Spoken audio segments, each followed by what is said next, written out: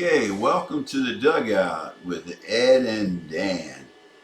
We're going to be a freewheeling environment. We're going to talk about interesting topics in sports, a lot of focus on slow pitch softball to begin with. We'll branch out into camping, motorcycles, pickleball.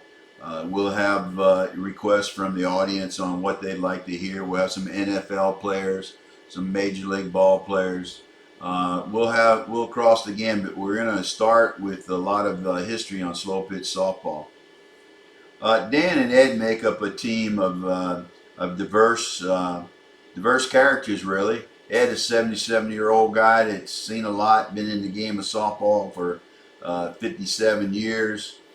Dan is 53, 24 years younger than Ed, so it gives you a span of generations. He's got 35 years of experience in softball. And they have extensive background in business, both of them. Dan's an international young man from Canada. And we call him a young man because compared to Ed, he's a young man and Ed's the old man. We're going to provide insight into all kinds of different areas of sports. And like I say, we're focused on softball to begin with. Both gentlemen live in Melbourne. What you're going to be watching here is an inside look at the taping of the first podcast with Larry Lawton, the #1 jewel thief in the country at one time, who's rehabilitated himself and now has the #1 program in the country called the Reality Check to save young people from going to jail and the attitudes of the young people. You'll hear some stats in there that'll really knock your socks off. So enjoy. This is just out there so you get a little flavor of what's going on. Look for our podcast coming. We'll do 2 episodes a month. A hailstorm. We had a hailstorm here in Florida. The first one I've seen like this in my life. I've lived down here 60 years. It's 62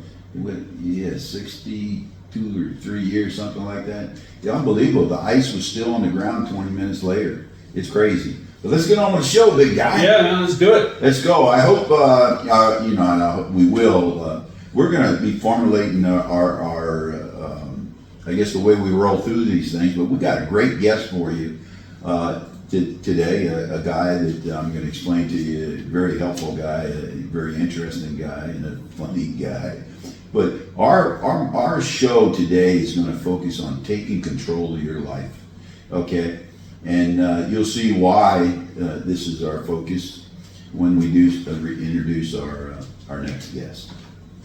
And we're going to have Larry Lawton with us here in a minute. We're going to bring him over here. He's in the green room getting ready. The man, he has turned his life around after making some very bad choices when he was a young man. I was actually on his show for the same reason, a couple months ago. He's a grand wizard of the YouTube and a bunch of other Spotify. I don't know a lot of these other things, but I'm going to get into it. But he's got like 1.4 million subscribers. You got to look at what he's doing on YouTube and look up Larry Lawton. And we'll talk more about that as we get to him and get him on here. But let me talk to you about. I met Larry at a grand opening of my son's Area 142 bar in Cocoa Beach. Is a local hot spot that is becoming, kind of a spot to go, the place to go, whatever. And I'm not charging for commercial because we don't have it. But I talked to Larry at the bar, and we were talking about a program that he had, and I believe at the time I thought it was Lawton 9/11, but I think it was called the Reality Check. But we'll get to the bottom of that. I have a book that I wrote called The Actor Factor, and it's about taking control of your life and being the director, and then the actor being the qualities of making you successful. And we'll get into that later when we get specifics on that. But today, we're going to focus on Larry and the work he's done with kids, children, and some, teens. In this program, the Reality Check, it's been very effective. You're going to find that it's one of the most effective programs in the state. And I don't know if and we'll get into that too, whether it's around the country or what. But Larry is a special guy, and he's found a niche after spending relatively, I think it was 12 or 13 years in prison. And we'll dwell on that a little bit, but not much. We want to find out what good work he's doing. And, Larry's just come in from the green room. And Larry, I know this, my man. You've been on John Daly, Mike Huckabee, the 700 Club, and Fox News, True Crime, and many others that I can't list because it'll be 5 minutes over the program. But now you're on the Dugout, buddy. So I don't know. That's our privilege, and I want to say before I let you take over, because I probably won't get a word in edgewise after that, because this guy can talk and he's a funny dude.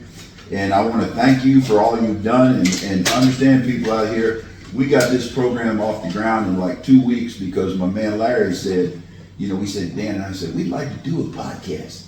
And Larry said, if you want to do a podcast, man, I'll help you. So he said, you could come in and use my studio, and he's been working all day helping us get this thing going. And we're newbies. We want to make it successful. We want to make it interesting.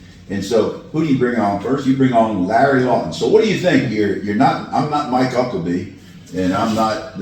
I am honored to be on the Dugout and the Dugout's first show. Yes, sir, buddy. I honestly think you guys got a really good niche. I think you guys can really bring a lot of entertainment to a lot of people. And how I always look at it is, there could be one person in a nursing home that's listening to this, and it makes their day. And you guys did the right thing. And I look at that with my show. And I'm honored, I really am. You, Ed, we got to know each other, and your softball career is pretty much unparalleled. I got to meet your partner, Dan, and he's a great guy. Wow, what an education. Thanks, too man. Smart, too good looking. Yeah. Listen, can I just change my whole being over there and keep my experience? But can I change over there? No, he's a great guy, and they're going to run their show, and I'm honored to be here, I really am. Just to give you a little background, which you missed on my show, I went away to prison for making bad choices. I was the biggest jewel robber in the United States. I robbed between 15 and 18 million. I don't like to, and it's not bragging, it's just what it is. That's why I go on all those TV shows, because I now analyze crime, and I give the networks a look at how they can look at crime in a different way. Even the police, I do that. I'm the only ex-con in the United States who's an honorary police officer. I'm the only ex-con in the United States who's recognized on the floor of the United States Congress. Dude, you got a law degree too. Yeah, I do, but I can't be a lawyer. I have the credits. I have the credits to be a lawyer. I have a bunch of degrees, but they don't mean shit to me, really. What means more to me is communicating with people and trying to get a message out there. Listen, my message is always going to be, people make bad choices. But I sell a t-shirt that says, I don't believe in bad people, I believe in bad choices. Yeah. And everybody in this room has made their bad choices, and everybody on the planet has made their bad choices. But I'm honored to be here. I really think you guys got a great concept, because I think you're going to catch to an audience that they wouldn't listen to me necessarily. They'll hear a success story, because you said you're going to bring people on with success. You're going to be things like who made mistakes, people who have heartache. How many business owners are, somebody asked me one time, they said, hey Larry, how many times? I said, I think I was a millionaire 3 times. It's the fun of the action. It's going to get it. It's the, once you do it, it's the fun. And I don't have that FU money, but Yeah, not a lot of people. I'm going for it. But But no, I don't care about money as much as I think people that do. And I just think it's necessary to use it, but do good with it. I'm not saying go churching at this, because I'm not religious, I'm spiritual. But just But tell you somebody. did, in your book, you did say, and he has written a book called Gangster Redemption. A best-selling book. A best-selling book. And, I got through it mostly in the last 3 or 4 days doing some research for Larry. And I want to lead you through some questions that I thought were interesting. I did a lot of... I was a bad Well, guy. Listen, let's talk about how bad you were. Dude, I want to know, how in the world did you get a job with the mob at 13? Well, it's funny. Matter of fact, it was actually 12. Well, it was in our neighborhood where we grew up. Did you fill out an application? Yeah. And they dumped it in the trash and they said, if you go get it, you're in. No, what happened was I lived in a mob associated neighborhood. Everybody was Bronx, either mob, right? the Bronx in Brooklyn, New York. And in the Bronx, in my little neighborhood, we had like a mob maid guy was my neighbor and another guy around the corner. And they were either cops, firemen, or mobsters. Yeah. I mean, telephone man. Yeah. And what I did was, matter of fact, I met the guy. The guy named, his name is Louis Como. I can say his name because I met him in Maryland. I was on a show, Ocean 98, the biggest show in Maryland, a month ago, 2 months, whatever it was. And he's a friend of a friend. And he goes, Louis said, he knows you. He's the one who did this to you. I go, what do you mean he did this to me? He goes, I go, Louis Como? He goes, I go, you said Louis Como? Louis Como, their father was like the big shot, a big wise guy, you know, a heavy hitter. And the 3 kids, it was almost like the Godfather had the 3 kids and all that. Mike, you remember Sonny, Michael? And, and they had 3 kids. But anyway, Louis said, yeah, you called him up, you know, we talked. He goes, oh, Larry, I love your mother. My mother, you guys met. Yeah, I was did. the nurse of the neighborhood. Yeah. And literally took care of the father when he was in a car bombing or whatever. How old was your mother? 90. Well, let me tell you this out in your audience. This is another thing. Larry has got his studio right with his mother, and he's taking care of his 90-year-old mother. And you know that warms the cockles of my heart, buddy. And you're a special guy. But go ahead. Yeah, I think you would do it. I think you would do it. You know, I think most people should or would, and hopefully. I did it because Yeah, my mother passed. But you know, my dad did it. You know, my dad had Alzheimer's, and it was sad because I blame myself. Obviously, I got out of prison and I'm changing my dad's diapers. But it was all because of my choices. So I don't ever have to, I blame myself. I don't blame the system. I went to prison for 4 12-year sentences. So they ran a concurrent. I ended up getting another conviction while I was in there for the same thing as Bill Clinton, filing a false statement, 18 U.S.C. 1001. Just like Bill Clinton, you know, I didn't have sex with that girl. Well, I did one because I lied. Define sex. Exactly. I protected my brother. And I wouldn't tell. I don't believe it. I think a person. The code of the mob. Well, it's the code of me. Yeah. You know, a lot of mob tell. A lot of people tell today. Listen, my dad grew up and he gave us things. He goes, Larry, you're gonna go up and down in life. He goes, treat everybody the same because on the way up, you'll meet them on the way down. And he's right about that. And he also said, he goes, you know, don't. And now my dad was a union guy and he built the World Trade Center actually. And By himself? Yeah, he was the head guy in the tin mine, you know, the sheet metal work. Yeah. I got pictures of me on the top of the World Trade Center in 1970 when it was under construction because it was built from 1968 to 72. And my brother and I are on the top. They tied ropes around us and let us crawl to the end of the construction work. Really? Yeah, it's pretty wild. Was he alive when it went down? Oh yeah, and that hurt him a lot. He died in 2010, my dad. And when I got out 2007, end of 2007, I ended up changing his diaper. He had Alzheimer's right here in his house. And that's rough, that Alzheimer's is rough. But we put him in a home and do it. We have a very tight-knit family. And we took him, my sister built a wing on her house in New York. And we made sure we'd go up there every 2 weeks, cycle it and stuff like that. But you know, that's just family, Ed. And I think that's why I think your show will do well. Because you guys are both grounded in good. Listen, we all have our own morals. I don't judge anybody. Someone said, "Larry, you're not normal." I said, "Wait a minute. Let's define normal. If you can tell me what normal is, I'm normal as far as I'm concerned." Everybody's different. Absolutely. Everybody on earth different. But you guys have, in my mind, you play a great sport. You happen to be really good at it. I didn't know you played 35 years, man. That's pretty cool too. And I think you guys have the thing to bring people on because you have a tough story, Ed. I hope that comes out on this show. Everybody who's just hearing this first show, listen, Ed came on my show, and my show is The Real Deal with Larry Lawton. And Ed came on, and Ed was a bad guy, everybody, bad guy.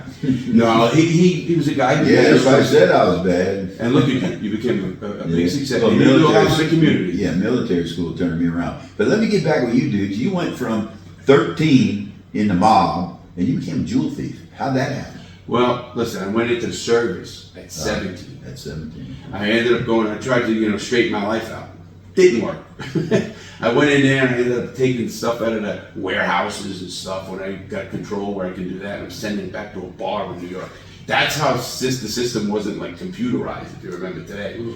But I got back out when I got hurt. I got hurt in the service. I crushed my spine. and I got retired. From what? I fell on a ship in the Coast Guard out in the Bering Sea. And I have 14 vertebrae, all fused and rods. I have 49 screws in me. Wow. So, and you do all that physical activity like you were doing, like push-ups with one hand or something? oh yeah, well, you know, it was funny when I was in prison. We used to do upside-down handstand presses, and you go up against a fence, and then we did it so intent. We put like they had like these step things for aerobics or something. We put them high so you can get deeper, so your head can go down. Otherwise, you can only go to your head. We'd go so you can get deeper, and I'd get your shoulders. We did all the exercise. I used to do 1,000 push-ups and 1,000 crunches in 50 minutes. Really? Yeah, that was crazy. We did. Then of course we did diamonds and everything you could think. We used to do pull-ups with weights. Also, we did like you'll like this as work. You did it. guys. Oh, let me stop you on the push-ups because Sure. I got a good story on that. You did 1,000 push-ups in how many minutes? 1,000 and 1,000 crunches in 50 minutes. Wow. Let me, I got it. Sometimes, when you bring something up, I trigger something in my head. I think it was about 5 years ago. I was getting ready for a world tournament. I did 6,000 push-ups in a month, dude. When that was over, I didn't do them all at one time. I did like 200 a day. Sure. But when it was over, I didn't want to look at the damn push-ups. Well, we had different routines. If anybody, we had what they call a burpee routine that was unbelievable. It's called a 5, 4, 3, 2, 1 routine. When I got out of prison, I was doing it, and I went to a CrossFit gym, and they're all CrossFit. Well, I bet the gym, not one person, national CrossFit people could do that exercise. Not one. They tried it? Yeah, they tried it. And they couldn't Wow. do it. It's because you have, it's obviously fast twitch, slow twitch muscles, and you have to be in such cardio and strength. It was nothing like they've done. Certain routines you do, like, why we did upside down handstand presses? Because when you fight, and I fought like MMA kind of style, before we had rules. Before In they prison or? No, before that. Before that. And you did upside down handstand presses because they actually worked a certain muscle here, and when you want to arm bar somebody. I can't even stand on my hands.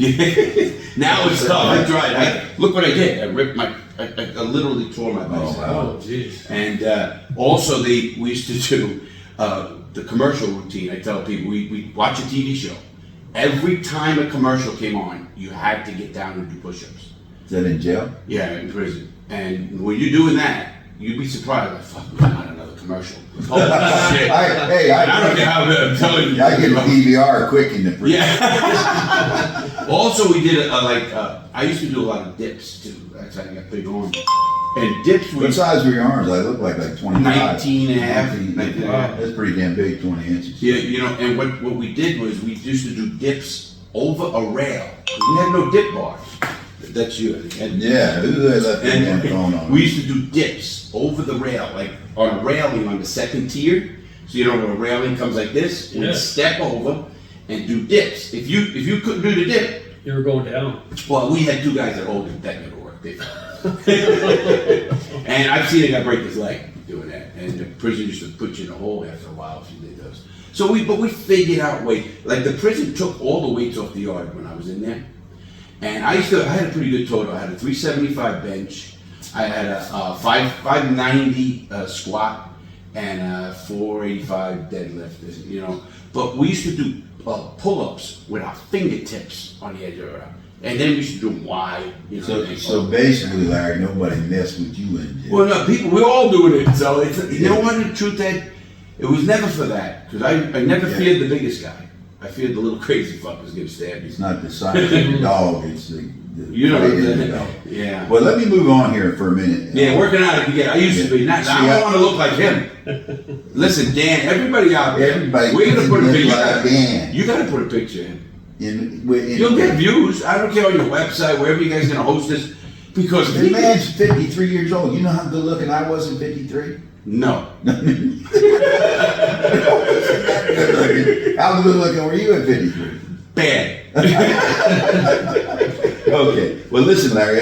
In my research, you summed it up and said that you got to the lowest point in your life. So let's kind of move on. Talk about that lowest point and and talk about your tattoos and what they mean, because that will come in later. You guys have a lot of tattoos on his arms and stuff, and he used it in a skit for, what was it? What's that late night guy? Daily Show, the Daily Show with Jon Stewart. Jon Stewart. Yeah, we're going to talk about that later. But you talk about your tattoos and the lowest point in your life. Well, you know, a couple lowest point in my life ever is when I changed my life. A lot of people, I talk about how people change in life. Let me give everybody an example. One person could have 3 drinks today, be on his way home, almost hit somebody, get home, shake, I'll never drink and drive. Well, that guy hit a bottom. Another guy is on his way home, gets arrested for DUI, goes spend the night in the county jail, gets home, I'm never going to drink and drive. Larry, hard-headed, goes to prison facing life, and I never hit my bottom. I hit my bottom when I was in the hole and my friend killed himself. That was a low point in my life. And I love the guy. We worked out, and he didn't deserve it. He was in there for drugs. He didn't deserve a life sentence. He had it. And he told me, I love you, brother. Check it out. And I'll tell you, I still think about that. And I think that's what, you know, people say what you have like the epiphany and things. I'm not a religious person. I'm spiritual. Dan, you know what epiphany is? No. He's got 4.0 average. He knows more than we do. I just So I'll use ask the him words. after that. I use the words. But what happened is, when I heard, and I noticed people think you're crazy. And I'm not a religious man, I'm a spiritual person, but I heard the words, because I was laying in bed crying. And After or before? Right after. He said, here's what happened. We did burpees. Now we're in a cell next to me. I'm in one cell, he's in the other cell. And we do burpees, count them off, 5, 4, 3. Down, up, 5, push it up, down, up, down. I mean, you come at it literally like you just got out of a shower. And we do them, you're just in boxers. And after the workout, you know, we usually lay down and then have count time at 4 p.m. In fact, you guys got here, you were late, a little late. Yeah, we were late. Hailstorm. Hailstorm. True, hailstorm. 4 p.m. hits me home every day, because every day for 12 years, I had to stand on my feet at 4 o'clock. Every day, not one day. Roll call? That is it's called a mandatory stand-up count, and that actual count goes to the Federal Bureau of Prisons in Washington, D.C. 200-something thousand people on their feet at that moment, no matter what, unless you're in a hospital, obviously. So what happened was we would lay down, and then I said, talk to you after the count. Well, about 3:30, you know, we're done with our workout, just fucking winding down, and he goes, hey brother, I love you, check it out. Where the fuck you go? You know what I mean? Like, we're in prison, you know. Boy, the bell went off in my head. And I jumped up on the stainless steel toilet they have in the sink, and you can talk through a vent, literally like I'm talking to you. That's like the cells. There's a vent right through it. And I said, Jack, his name was Jack. I said, Jack, lay down. I'll talk to you after the count. Stop that shit. Didn't hear anything, didn't say anything, and I lay down. Well, they count time there. They open the tier door and they scream, count time! Everybody's got to get up. But once they pass your cell, you go lay down and do what you got to do. Well, they passed my cell and they stopped at his cell. And I heard them scream, man down! And they hit what they call deuces, a button on their radio. And they all come running, and they took him out. And when they took him out, I knew he died, because they recount. That means somebody died. And they have to recount the whole prison and send that new count back to Washington, D.C. I laid in my bed, and tough or not, I don't give a shit who you are. And it hit me, man. I'm like, why not me? I was in the hole for 3 years and 11 straight months. I had a noose around my neck, and I was going to kill myself. And I said, I heard these words, because I got up out of bed, and I jumped up out of bed, and I went to the door thinking, where did I hear this? And it said, I have plans for you. And it's not a God thing for me, because I'm not, like I said, I ran into that shit. And I still, to this day, I don't know if there was somebody said, I just don't know. Maybe it was in my head, I don't know. And ever since then, I was like, I had to get out and I had to make a difference, no matter what it was. That's powerful stuff. It's that's exactly what I did. And I'll tell you, I shouldn't be here. I've had open heart surgery, major back surgery. I've been stabbed twice. I've been You shot. look good, buddy. You know, Good. You look really. No, I don't look good. No, Don't you lie. look Thank good. you. That's a lie. You're- Everybody, don't look at me. You're I'll be 62. 62. Okay. Oh, 61. 61. Then I got 5 more. Well, 4 more. listen. Let's do this because I want to get to the main point of this. So you got out of prison, and how did that? You legalized yourself. And when I said you were a lawyer, so you did some filings on your own, or? No, what I did was I took law school in prison, and I became I can't be a lawyer. I got the credits. Yeah, but you could file your own. Oh yeah, we did. Oh, for sure. Many cases. We won many cases for people, and actually we won one guy a life sentence through the Supreme Court of the United States. A guy named Jimmy Bird, and we got his case remanded. It's called certiorari back to the 11th Circuit Court of Appeals here in Atlanta.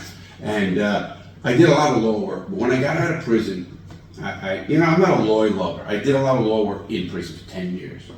And I got out. My goal. So did you come to Palm Bay when you got out? I came right to this house you were sitting in. Okay. Because my mom and dad been here since 1980. I remember reading the book. You said I just had a small room in the house, but it felt like a castle. To this day, this room is a castle to me. Mm-hmm. I don't care how much money you have in life. I don't need It doesn't really matter, Does right? it, man? I mean, You never saw a hearse. No. Follow a funeral. Yeah, right? there's What is that? A with brake struck or some shit. Well, yeah, you don't see a hearse with a fireproof. For you, it won't be a fireproof safe. For most people, they say you won't, because you're going to hell. You get something that don't burn the money. But What happens is I went to prison and I was a millionaire and they took a lot of money, $6 million from me and everything else, which again, it's not mine. So I don't look at it like that. But I got out of prison $67,000 in debt. And I went away and I was offered to keep my money and I had a 15-month-old daughter and a 7-year-old son. And I didn't do it because they wanted me to rat tell. And I think a person's word is the most valuable thing you could ever have. When I tell somebody I'm going to do something, I'm going to do it, unless I die or something's happening. And my kids to this day, my son works for me. I'm very close to my daughter. I have 2 kids, and they're so proud of me. Even now, they had to visit me. My daughter didn't know who I was. She only knew me up to 13 years old in prison, because I got out when she was 13, and my son got out when he was 18. So I lost all those years. But we're very close because I explained to them. They knew it. They knew, hey, their dad screwed up, but Dad's got character. Dad's gonna, make it right. And it's tough. It was tough. So you just by happen chance got into this reality check program, right? No. I got out of prison, and a friend comes up to me, and right around here, he's a golf pro, and I'm well known from prison. I mean, even up here, and I was. You didn't want to go cross my path back in the days. I used to lay guys on curbs. I was bad. If you owed money to the mob or you did something else, you didn't want to see me. Oh, I didn't. So anyway, guy comes up to me. We have a couple of those guys I knew in Salt Paul that actually did the same thing. If I mentioned their name, you might know them. They're a little bit younger than you, but yeah. Yeah, I hope they're not West Palm Beach. I know West Palm Beach people, so I might know. Yeah, but go ahead. So I ended up. I got out of prison, and a friend comes up to me. I'm only out 2 weeks. Hey, Larry, I need a favor. I looked at him, Ed. I'll curse you. I said, "Don't fuck. You want me to fucking bring somebody's like get the fuck? No. He goes, no, Larry. He goes, I caught my 16-year-old son smoking weed, and he told me, fuck you, Dad. Where have you ever been? I said, your son told you that? Wow. I said, talk about luck or the cards in the making. I said, he told you that? I said, I'll talk to your kid. I came back to this house, and I happened, don't ask me why, I have pictures. I have dozens and dozens, thousands of pictures of me in prison with killers, mob bosses. I mean, you can't do that anymore. They won't even let that happen. So I happened to take them in prison. They used to let you take pictures. Right, back in the day, So, and I ended up sending them home, and I had them. So I took these pictures to the kid's house. The guy had a gazebo, right? He was in Melbourne. And I go back, and he goes, he's in there. 16-year-old kid, he's a big kid, but I was a pretty big guy, you know what I mean? Intimidating if you want to be. And I've seen the pictures. I go up to the kid, and I says, 2 curse words I used, Danny. I says, you told your father where the fuck he's been? Let me show you where the fuck I just come from. Sat down. Never cursed. I don't yell. I don't scared straight don't work. I take these pictures in. I start talking to the kid, and showing him pictures of people who are dead, people who one kid got his anus cut from the top of his anus until his scrotum and seminal fluid was found. And I show him the pictures, and I tell him the stories. Now this whole thing is happening, and I'm a friend helping, and I didn't give a shit. I said, now you can either listen to what I'm saying or go to prison. You're gonna meet one of my friends, and I don't give a fuck. I leave. I go out to the gazebo, and it was about an hour and a half, almost 2 hours. He goes, man, he's all nervous. What is Larry? Kill him in there, what's going on? And I come out, I said, yeah, let me know what goes on. He goes, Larry, unbelievable. He goes, thank you very much. Can I give you anything? I said, nah. He goes, I'm gonna give you $100. I didn't know money. He gives me $100. He goes, can I give you a number out, with people, because I know friends, and I said, sure. Now I'm starting to make $100, every time people call, they're calling me. And he calls me 2 weeks after that. He goes, Larry, I don't give a shit what you do. And that was what date was that? What year was that? 2007. He goes, I don't care what you do with your law, you have to work with kids. My son came up to me and said, Dad, I don't want to go where that man went. I need help. Got the kid help. To this day, that kid's like 30, 15, whatever it was, and the kid's doing great, and he remembers every freaking story, because I did speak to him. So, okay, now in my research, Judge Morgan Ryman. Morgan Ryman, she just retired. I know her. She's a juvenile. Here's Let what me ask you a happened. question before we Sure. get into that. That name is familiar to me Sure. because I played with a lawyer. That was his wife. That was his wife? Or? Yes, her name is Morgan Lauer Ryman. Oh, okay, so it was his wife. Yes, it was wife. Yeah. The lawyer, he was older than her. Yes. Yeah, much older. Yeah.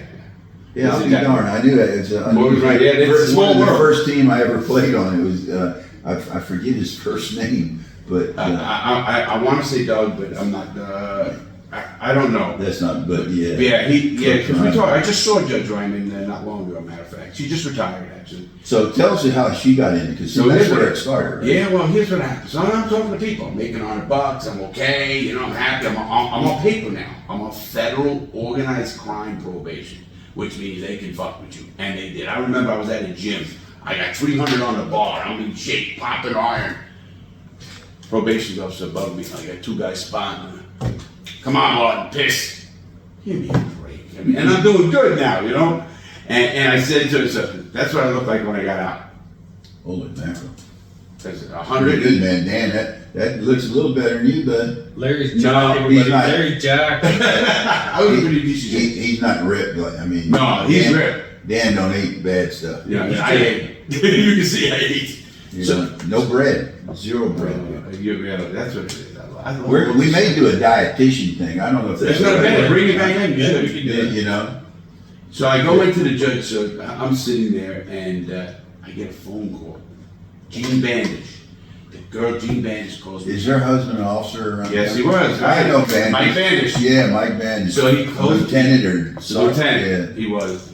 And I don't know if he's still around. And he calls me and he says, They own a horse farm. I didn't know that Yeah. either. Well, I know her. She calls me. She says, Mr. Lawton, I said, yeah. This is Jean Bandish with the juvenile court coordinator, and Judge Ryman would like to see you. I said, I ain't seen no judge.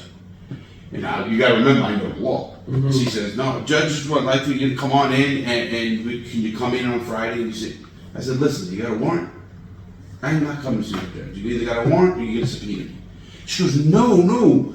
I think you got it wrong. The judge heard that you speak to kids to try to help them, and she's the juvenile judge and would like to talk to you. Oh, I'm a little nervous. I still say, I don't know, this is some setup shit, man. I don't trust these people. suspicious. Yeah. So, and I'm thinking, am I doing everything legal? I don't know. You're nervous. You're still out on paper. Anyway, I go see her. My nephew, who since died, had helped me make a PowerPoint.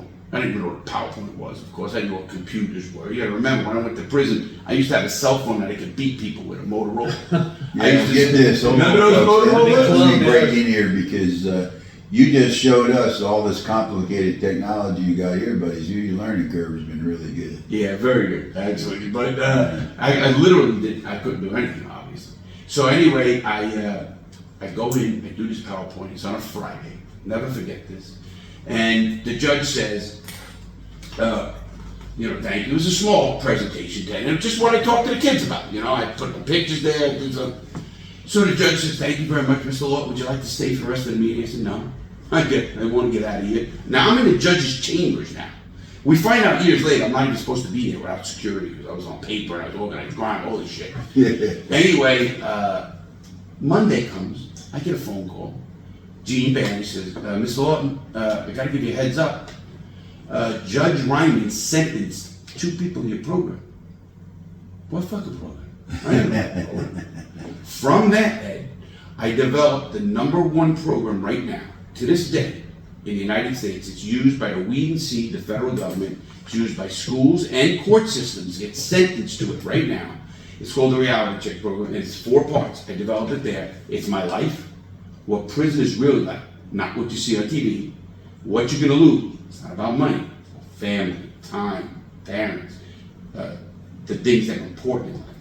And the last section is avoiding and dissolving bad associations with, for young people. And I still have that, and that's sold every day. The people that you associate with, because there's a saying. Avoiding and dissolving bad. My grandfather used to tell me, he says, "You'll become just like the people you associate with, so choose your associates." Oh, so true. That's the biggest statement in the world. Yeah. Larry, what a story, man. Yeah, and I developed that program, Dan, and to this day, I love that program.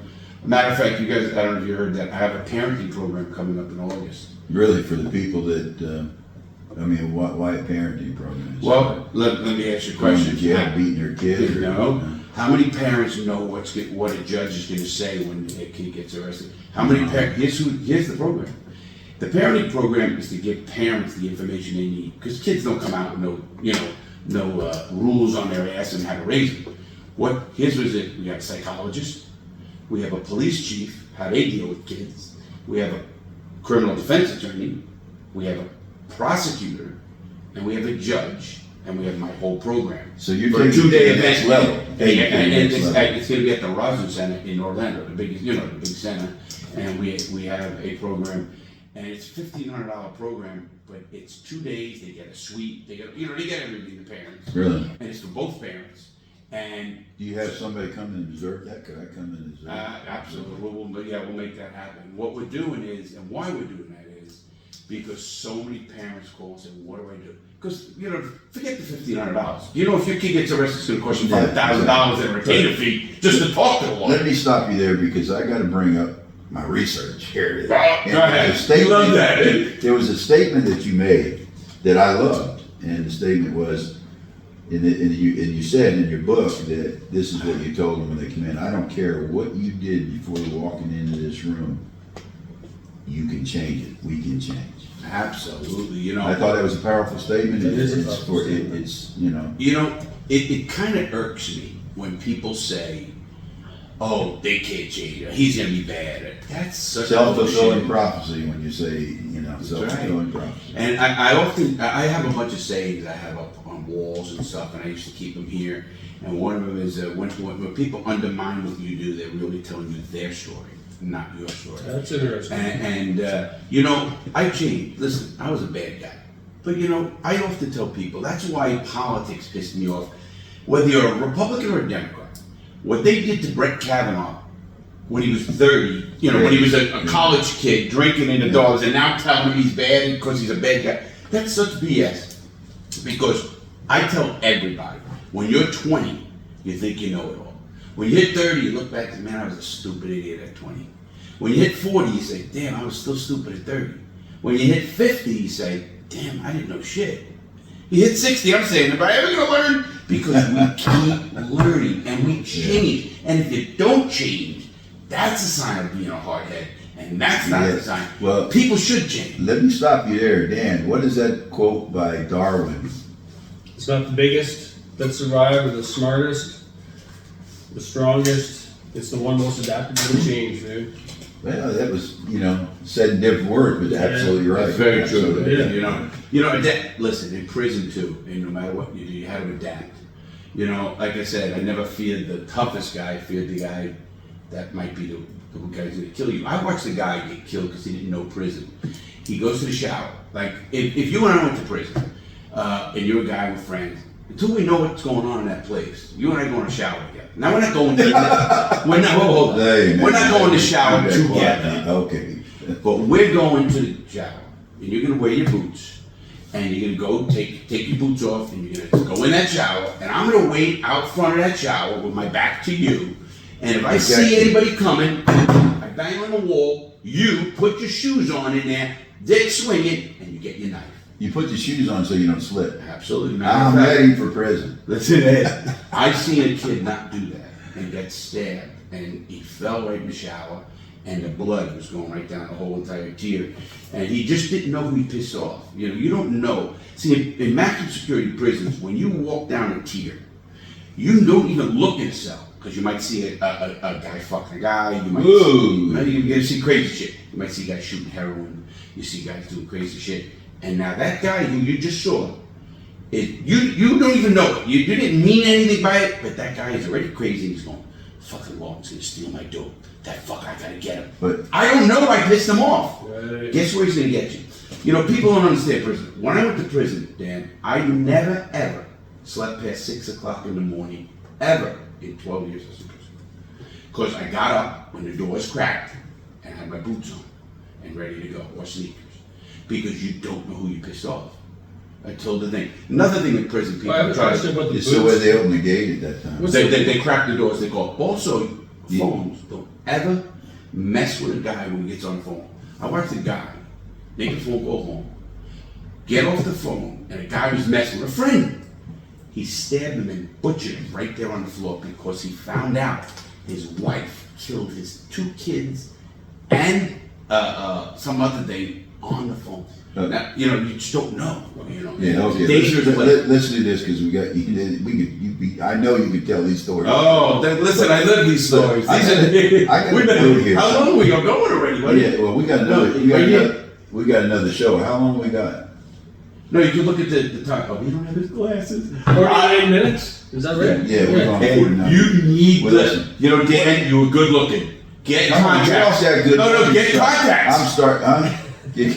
Look, dude, I'm getting kind of. Are you getting jealous? I don't know about jealous. I don't know if that's the right word, but you know, maybe I'm gonna get a wig or something. But listen, I got a You had to go there? I got the visual right now. Yeah, I got a bad visual there too, Dan. The a 9-year-old stole a bike. Was that what was that? What's that note about? You know, what Was that you, 9-year-old? No, there was a kid. I was at a That program. stole a bike. Yes, that's what it This was. kid was 9 years old. He's in my program. He's in my program. Now, my program is really geared for 11 and up. Because it's about, see, my program is about choice making, and you can't understand choice making until you can make the proper choice. Here's what I mean. Every kid at 5 years old, 3 years old, 6 years old knows, don't cross the street, you're gonna get hit by a car. They don't understand death. Every 5-year-old knows, don't touch that stove, you're gonna get burnt. But they don't understand what it's like to have no finger in your fingers. So they don't understand the consequence. So you can't teach them my program. So every kid, about 11 years old, we figured, studies, that a kid starts understanding the consequence, meaning this. Now you could start giving punishment by consequence. Here's a kid, he's 11 years old, 12 years old. He knows he's going to a party Friday night and he has a phone. Well, you're the dad and you catch him doing something and you do a proper punishment, you take his phone for a week. And they say, listen, if you mess up, you're losing your phone for 2 weeks.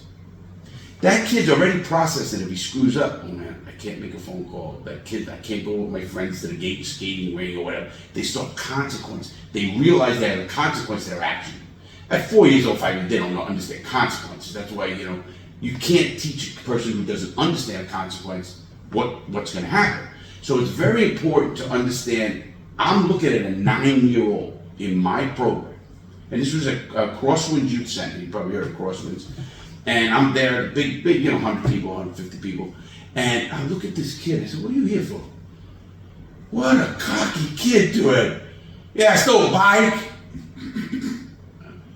But he didn't understand the consequence. I had to tell the people, this is not the right program. I'm going to be talking about a kid who got his anus cut from the top of his anus to his scrotum, and seminal fluid was found because they raped him. And I heard the screams, and I still get choked.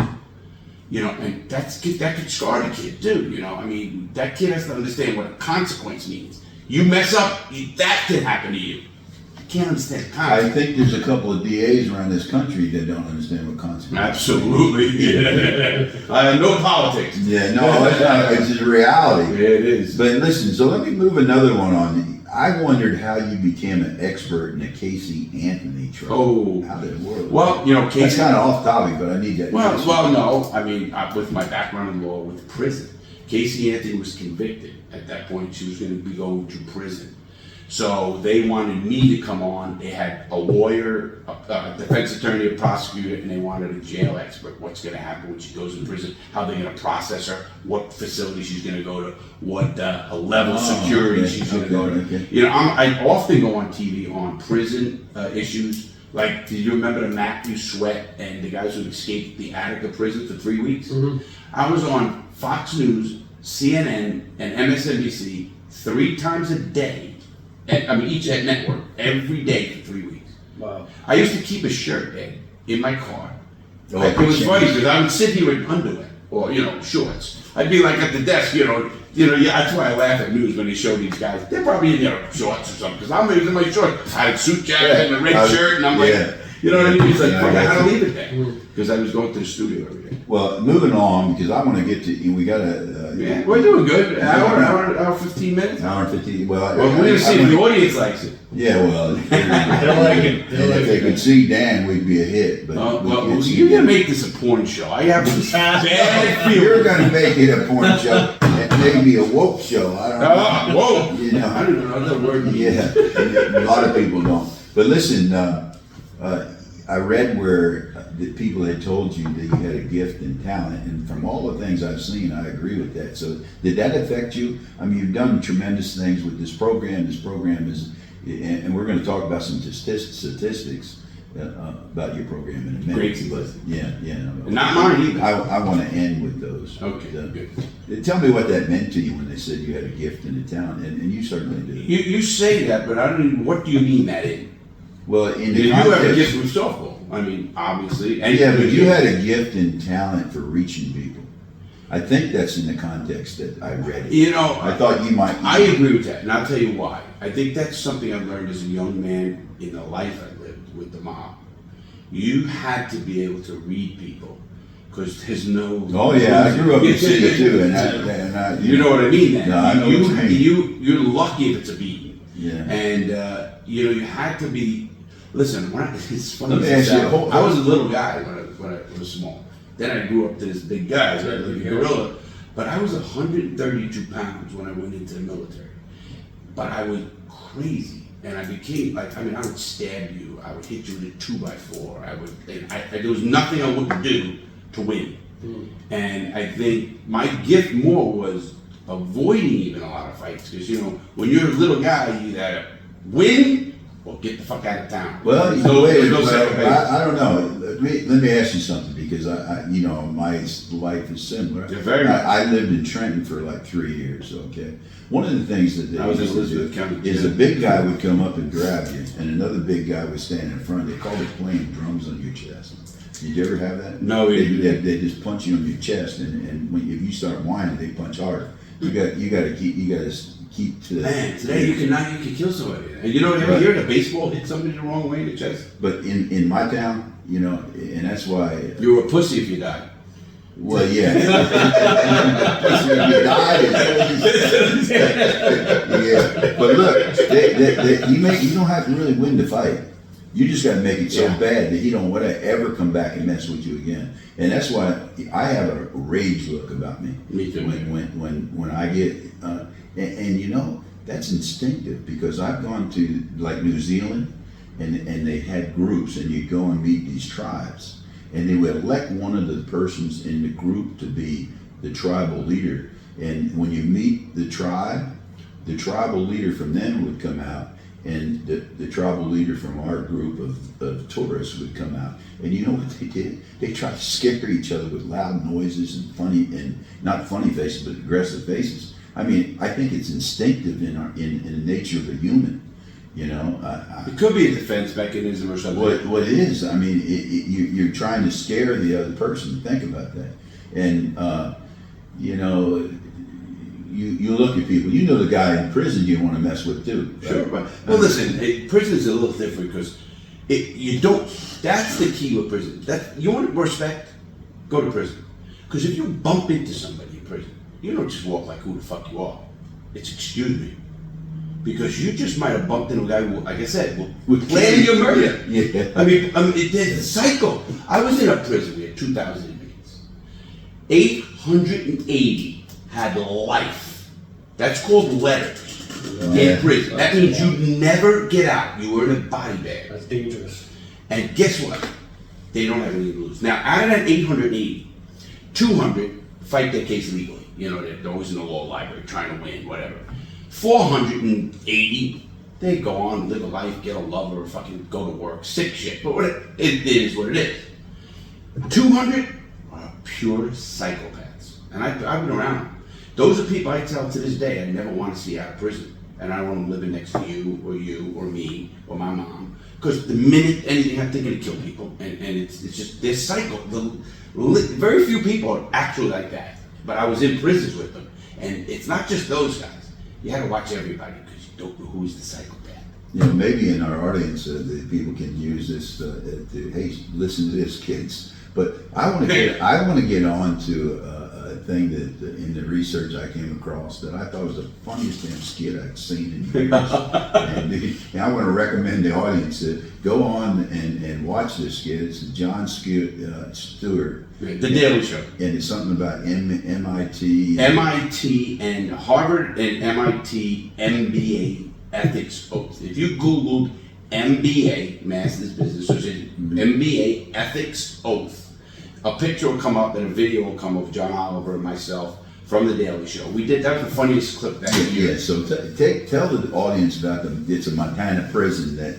Well, you started in Montana prison. No. That led to the John Oliver. Well, that eventually led. Okay, they wanted to use. They put it the short way, but okay. Tell them about the MIT stuff. Okay, first of all, the Daily Show finds me and they want to do a skit. So they sent me to Montana, actually, into a prison that wasn't. It wasn't housed. They just built the prison, waiting for prisoners. That's how they would do a prison. That's a crazy. Well, as fate would have it, we ran anyway, out of time. They were trying out a new host. Well, the host.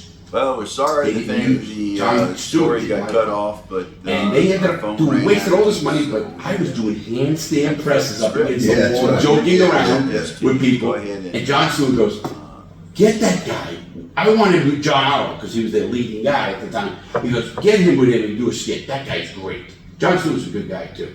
That's funny. And he's nice. He really has compassion for firefighters and everything from 9/11 and all that stuff. But anyway. So he comes. So they bring me up to New York, and they're great, really unbelievable, really together. So we go into this thing. They had these 6 students come out. Now they were MIT and Harvard, and they would not sign an ethics oath for business. An ethics oath. That's the big thing back then.